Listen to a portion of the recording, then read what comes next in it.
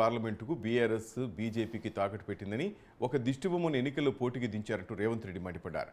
ఈటెల రాజేందర్ 20 ఏళ్లు కేసీఆర్తో కలిసి తెలంగాణను విధ్వంసం చేశారని, 10 ఏళ్లు మంత్రిగా ఉండి ఎప్పుడైనా ఉపలకు వచ్చారంటూ విమర్శించారు. కేసీఆర్ అవినీతిపై ఈటెల ఎప్పుడైనా మోదీ అమిత్ షా కంప్లైంట్ చేశారంటూ రేవంత్ ధ్వజమెత్తారు.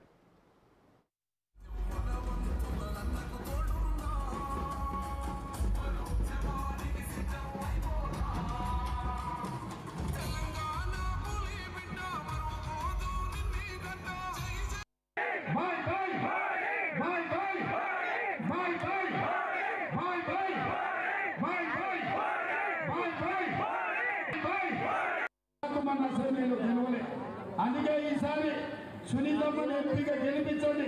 మీ ఉప్పల్ సమస్యలు తీసుకొని ఈ రాష్ట్రంలో 10 ఏళ్ళు మన ఇంద్రమ్మ రాజ్యం ఉంటుంది, పేద ప్రజా పాలన ఉంటుంది.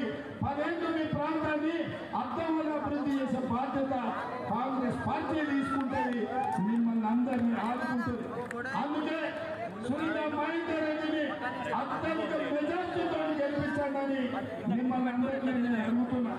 అందుకే మిత్రులారా,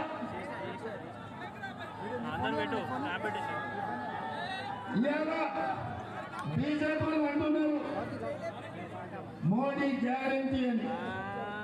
నేను అంటున్నా మోడీ గ్యారంటీకి వారంటీ అయిపోయింది. మోడీ ఇంటికి పోతున్నాడు.